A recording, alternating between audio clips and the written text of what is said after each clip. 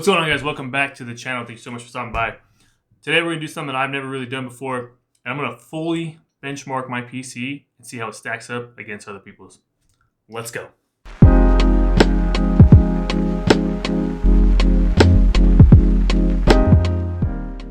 Alright, so we have a couple of different software we're going to use for the benchmark today. I'm going to be first using 3DMark. I'm going to be using the TimeSpy and part of the Port Royale. And then we have a couple of games I'm going to do. Since Assassin's Creed Valhalla has a built-in benchmark, we're going to use that. And I'm going to use just the frame rate counter, the frame view counter app with Doom. And that'll be a good kind of base judgment to see what we have as far as FPS in-game goes. And then I'm going to use Cinebench for the CPU benchmarking. And we'll see how that stacks up against the competition. So let's talk a little bit about each of the software. 3DMark I got on Steam for $4.95. It was on sale. It's usually around $30, but you can catch it on sales a lot of the times. It's a really good app to do basically any kind of game benchmarking or GPU benchmarking to compare to other computer systems. It's also a really good way to check your overclocking performance and to kind of get the maximum performance out of that if you're into that. And it will also tell you your CPU temp, GPU temp, and other things like that. If it's a fresh build and you want to see just the kind of baseline performance that you have. It's got an array of tests that it comes with. It comes with TimeSpy, Port Royale, Night Raid, Wildlife, Firestrike, and a couple of other stress tests. I think today we're just going to be doing the TimeSpy and the Port Royale and see what the numbers look like with those two. And after 3DMark, we go on to Cinebench. Cinebench is more of a CPU-intensive benchmarking system. It will also do like 3D rendering. So if your computer is more of a workstation than a gaming station, you'll want to run Cinebench and kind of see what you have. If you just want to get a baseline for no matter what your computer is, this is a great one to test out your CPU against other people with similar or even varied components in their PC. And then we'll be using NVIDIA's FrameView application, which you can download. I'll have the link down below. It's actually all of these benchmarks. That way, if you want to check them out for yourself, you can see how you stack up against me and against other people. The FrameView app it measures frame rates, frame times, power consumption, and performance per watt on an array of graphics cards, so no matter what you have in your system, you'll be able to track it. And then finally, we just had the in-game benchmarking, which I think we're going to be using Assassin's Creed Valhalla and maybe GTA 5 if I still have it installed. We'll see.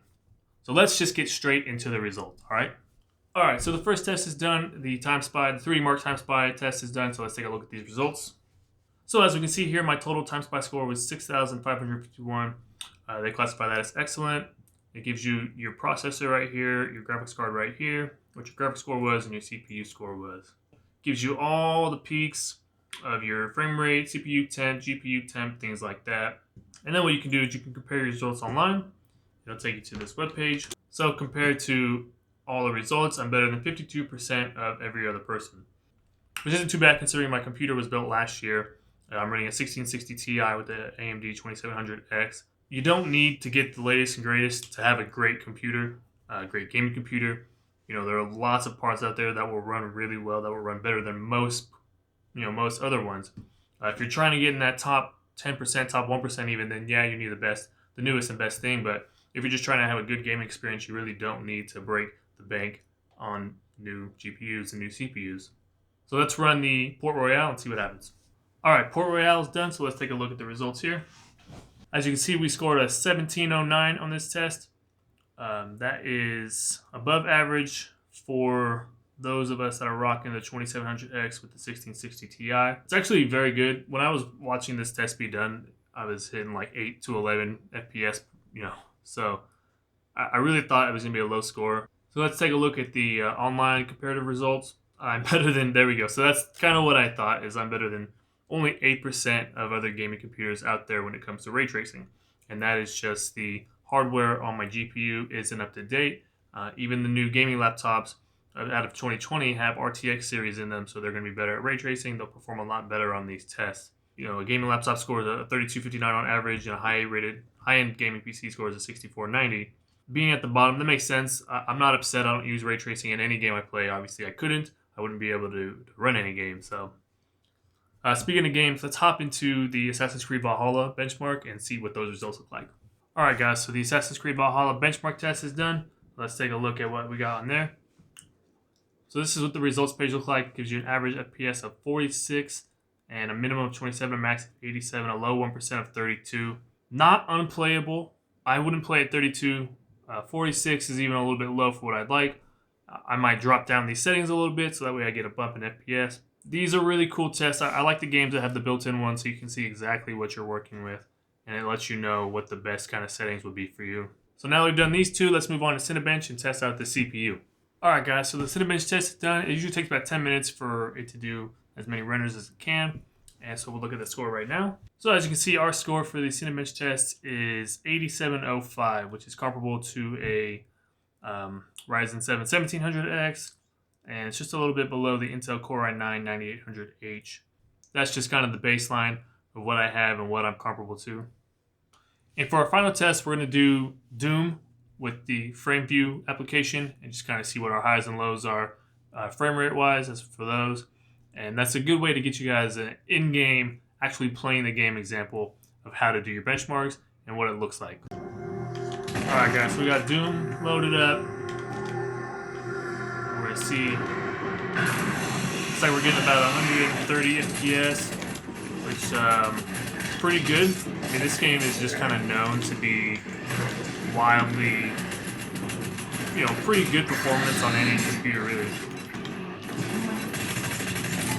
So if we look on here, this is what FrameView does, is when you activate it in-game, it will come out with their, this is all the data that was processed for the 60 seconds of the duration. So a lot of this is kind of not what I'm looking for, but GPU temp, it looks like we didn't get above 59 in a minute, which is really good. Looks like we got a GPU clock of about 1935 megahertz, which is about what it should have been. Our CPU temp hit about 47, which is at a good spot. So overall, the game ran really well. As far as my PC goes, so I have the AMD 7 2700X, paired that with the NVIDIA GTX 1660 Ti, which I got last year when they were still available for less than $280. But I wanted to do the benchmarking today because I want to kind of show that you don't need to have the best components, the best newest components to get a great performing computer.